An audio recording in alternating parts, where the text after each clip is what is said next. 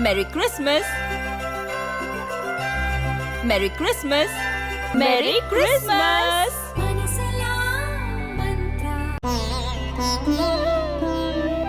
தினம்தோறும் விளக்கேற்ற நல்ல எண்ணெய், இதயம் நல்லெண்ணெய்.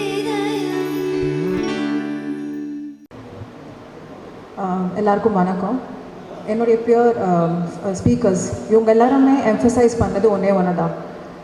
இப்போ நடக்கிற இந்த பேட்டர்ன் ஆஃப் அட்மினிஸ்ட்ரேஷன், இப்போ நடக்கிற இந்த ஹைராக்கியல் பேசிஸ், இது எல்லாமே நம்ம குழந்தைங்க நம்மக்கிட்ட கேட்கும் போது, ஏமா இது இப்படி இருக்குது, ஏன் நான் இதை கேட்டு தான் ஆகணுமா, ஏன் நான் சப்மிசிவாக தான் இருந்து ஆகணுமா அப்படின்னு நம்ம கேட்கும்போது நம்ம என்ன சொல்லுவோம், அப்படி தான் இருந்துச்சு, நீயும் அதை ஃபாலோ பண்ணு அப்படின்ற மாதிரி தான் நம்ம அதை சொல்லி அந்த கான்வர்சேஷனை நம்ம எண்ட் பண்ண ட்ரை பண்ணுவோம். பிகாஸ் நம்மளுக்கே தெரியாது ஏன் அப்படி இருக்குன்னு சொல்லிட்டு. ஸோ எங்களுடைய நோக்கம் என்னன்னு பார்த்தீங்கன்னா, இந்த பேட்டர்ன், இந்த ரிப்பிட்டேட்டிவ் பேட்டர்ன் ஆரம்பித்தது எந்த பீரியடில், அதை பற்றி ஏன் யாரும் பேச மாட்டேங்கிறாங்க, அண்ட் அந்த பீரியடை பேசினா தான் இப்போ இருக்கிற இந்த கரண்ட் ப்ராப்ளம்ஸை நம்ம எப்படி ரிசால்வ் பண்ண முடியுன்றது தான் எங்களுடைய மெயின் குறிக்கோள். மற்ற ஸ்பீக்கர்ஸ் எல்லாருமே நீங்கள் இப்போ நடக்கிற ஸ்கீம்ஸ் அண்ட் இப்போ நடக்கிற பிரச்சனைகளை பற்றி பேசுனீங்க. பட் நாங்கள் வி கோயிங் லிட்டில் பேக், அந்த ரூட் காஸை நாங்கள் ட்ரேஸ் பண்ணுறது தான் எங்களுடைய நோக்கம். ஸோ கம்மிங் பேக், இன்றைக்கி நான் பேச போகிற தலைப்பு பார்த்தீங்கன்னா ஹிடன் மேசக்கர்ஸ், அதாவது மறைக்கப்பட்ட படுகொலைகள். மேசக்கர்ஸ் நம்மளுக்கு சொன்னாலே நம்மளுக்கு முதல்ல ஞாபகத்து வர்றது ஜாலியன்வாலா பாக் மேசக்கர் மட்டும்தான். எஸ் இண்டீட், அது ஒரு ரொம்ப ட்ராஜிக்கான ஒரு இன்சிடெண்ட். நம்ம அதை we are not forgoing it. But இதை தவிர்த்து லாட் ஆஃப் மேசக்கர்ஸ், நிறைய படுகொலைகள் நடந்திருக்கு. அண்ட் இது different communities of people, they have shown their participation and involvement. அதை பற்றி எங்கள் குழு மெம்பர்ஸ் பேசின மாதிரி டெக்ஸ்ட் புக்ஸில் கிடையாது, நெய்தர் எங்கேயுமே இதை பற்றி பேசப்படலை. ஸோ இந்த ஹிடன் மேசக்கர்ஸ் பார்த்தீங்கன்னா we can divide it into 2 categories. படுகொலைகள் அப்படின்னு எடுத்தோன்னா based on 2 categories நடந்திருக்கு நம்ம சொல்லலாம். ஒன்று based on religion, மதத்தின் பேரில், அதில் பேரில் நடந்த சில படுகொலைகள் நடந்திருக்கு. ரெண்டாவது பார்த்தீங்கன்னா பிகாஸ் ஆஃப் கொலோனியலிசம், அதாவது வெளியில் இருக்கிற ஆளுங்க நம்மளை ஆக்குபை பண்ணது அண்ட் மேடர்ஸ் இன்டு ஸ்லேவ்ஸ், அந்த கொலோனியலிசமில் நடந்த சில படுகொலைகள். Jallianwala Bagh will come under colonialism. But religion பேரில் நடந்த சில படுகொலைகள் இருக்குது. ஃபார் இன்ஸ்டன்ஸ் பார்த்தீங்கன்னா மண்டையம் ஐயங்கார்ஸ், இவங்க ஒரு குரூப் ஆஃப், ஒரு ஸ்மால் செக்ட் ஆஃப் ஐயங்கார்ஸ்ன்னு சொல்லலாம். இவங்க சும்மா ஒரு நரகாசுர சதுர்த்தின்னு சொல்லிட்டு கொண்டாடிட்டு இருந்தாங்க. காரணமே இல்லாமல், யதார்த்தமான ஜனங்க, காரணமே இல்லாமல் ஒரு 80,000 to 90,000 Iyengar's were just brutally massacred by Tipu Sultan. அன்னிலேருந்து அவங்க இன்னி வரைக்கும் தீபாவளி என்ற பண்டிகையை கொண்டாடுறதே அவங்க நிறுத்திட்டாங்க. நம்மலாம் தீபாவளி கொண்டாடும் போது that sect of people Deepavali கொண்டாடுறதே கிடையாது. இதை பற்றி எத்தனை பேர் பேசியிருக்கோம்? தீபாவளின்னு வந்தாலே எல்லா டிவிலையும் இந்த படம் அந்த படம்னு சொல்லிட்டு போட்டு பேசுகிறாங்களே தவிர who speaks about this, இதை பற்றி யாருமே பேசுறதுல. nobody is bothered to listen also. Moving on பார்த்தீங்கன்னா, நம்ம மோகனாஜி சொன்ன மாதிரி நம்ம எல்லாருமே கொலோனியலிசம்னு சொல்லிட்டு சொன்னால் the first thing that comes to our head is Britishers மட்டும்தான். நோ, அப்படி கிடையாது. பிரிட்டிஷர்ஸ்க்கு முன்னாடி it was the Dutch and the Portuguese. அவங்க வந்திருந்தாங்க. they were the first people who traced their path towards the Arabian Sea and they entered. அவங்க தான் first வந்திருந்தாங்க. So இவங்க வந்திருக்க டைமில் ஐம் ஷுவர் உங்களுக்கு எல்லாருக்குமே வாஸ்கோ ட காமாலாம் பற்றி தெரிஞ்சிருக்கோம். he is a very well known personality. இவங்க பீரியடில் there was one kind of a cleansing, ஒரு kind of massacre நடந்துச்சு which is called as Goa இன்க்விசிஷன். அது ரொம்ப அழகாக இங்கிலீஷில் ஒரு வார்த்தை சொல்லுவாங்க, ethnic cleansing. கேட்க ரொம்ப அழகாக இருக்கும். பட் அந்த பீரியடுக்கு போய் நம்ம அதை யோசித்து பார்த்தோன்னா it is brutal to the core. இந்த ethnic cleansing பார்த்தீங்கன்னா they were not bothered. நீ ஹிந்துவா, நீ முஸ்லிமா, நீ ஜூவா, all they looked at you was you are an anti-Christian. இதுதான் அவங்க பார்த்தாங்க. ஸோ யாரெல்லாம் அந்த கிறிஸ்டியன் ரிலிஜன் இல்லையோ அவங்க எல்லாரையுமே they just massacred. அவங்கள அப்படியே கொண்டு in the roads, they were just burnt alive. இந்த ethnic cleansing ஒரு வருஷம் 2 வருஷம் நடக்கல. it happened for 214 years. இதை பற்றி நம்ம எத்தனை பேருக்கு தெரியும்?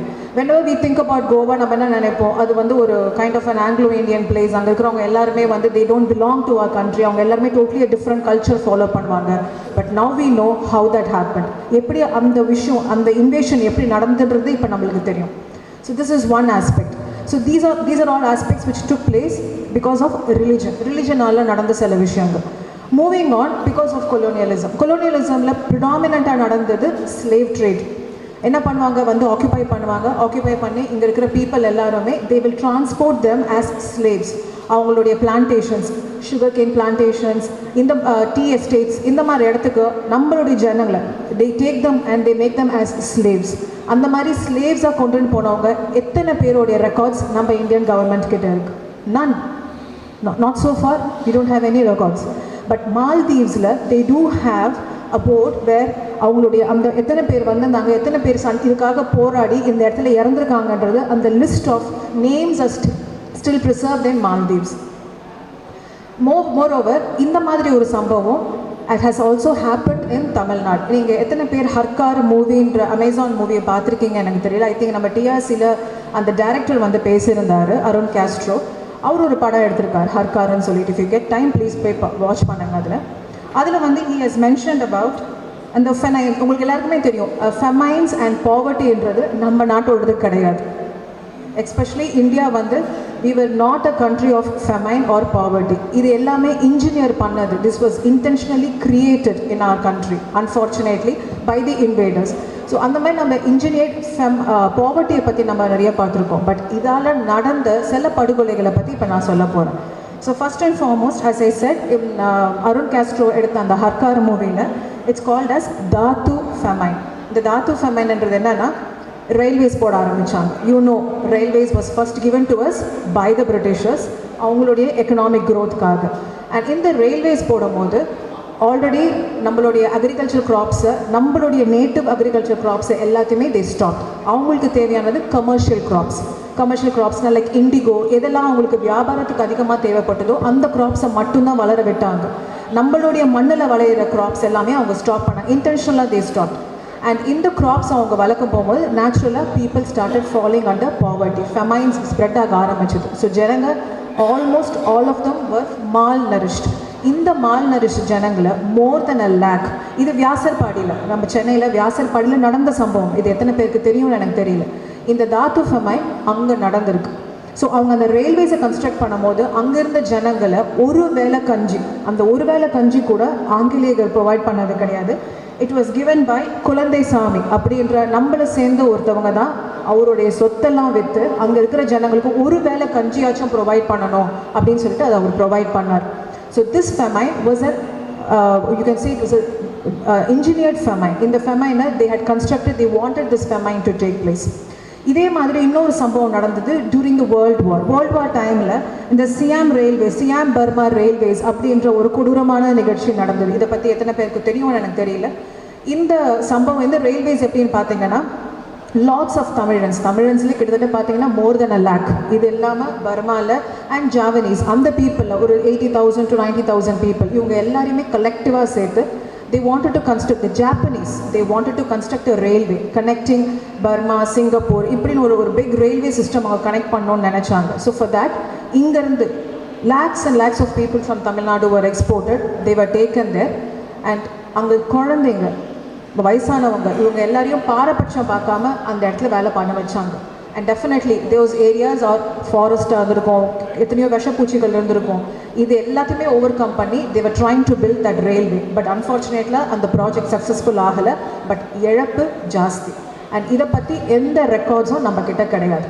பட் இன் 1993 இதை பற்றி ஒரு நாவல் மலேசியன் தமிழர்கள் எழுதியிருந்தாங்க.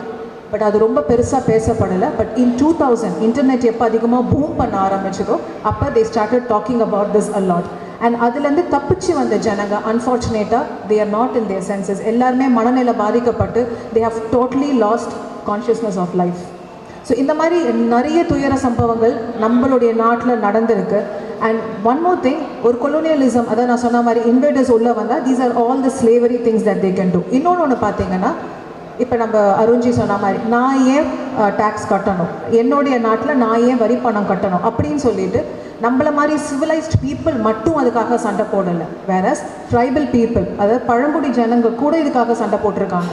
அந்த ட்ரைபில் சேர்ந்தவங்க தான் பான்ஸ்வாரா ட்ரைபல் பீப்புள்னு சொல்லிட்டு.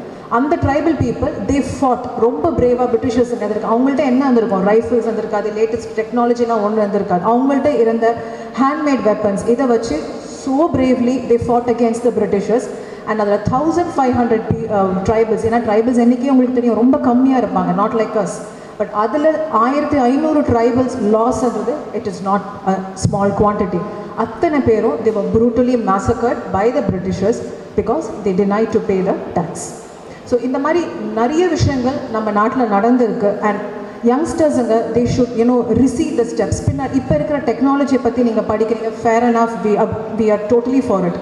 But go back, retrace your steps. ஏன்னா உன்னுடைய ரூட்ஸை உனக்கு தெரிலனா யூ டோட்டலி லாஸ்ட். உங்களை ஈஸியாக மேனிப்புலேட் பண்ண முடியும், உங்களை ஈஸியாக கன்ஃபியூஸ் பண்ண முடியும், உங்களை ஈஸியாக உங்கள் பாத்துலேருந்து டைவர்ட் பண்ண முடியும், உங்களுடைய கிரெடிட்ஸை ஈஸியாக அவங்க வாங்கிப்பாங்க. And you will be standing there just as a labourer. நீங்கள் நிறைய வேலை தான் செய்வீங்களே தவிர உங்கள்கிட்ட வந்து நிறைய அவுட்புட் தான் அவங்க வாங்கிப்பாங்களே தவிர what are you getting at the end of the day? Nothing. You will be just treated as a labourer. So retrace your steps. பின்னாடி போங்க. These youngsters especially, மோகனாஜி சொன்ன மாதிரி, these children they have to go back and learn, and as the current generation, as elders, நம்ம அவங்களுக்கு அந்த ஒரு பாதையை we should be as guides என்றதான் என்னுடைய request. Thank you so much.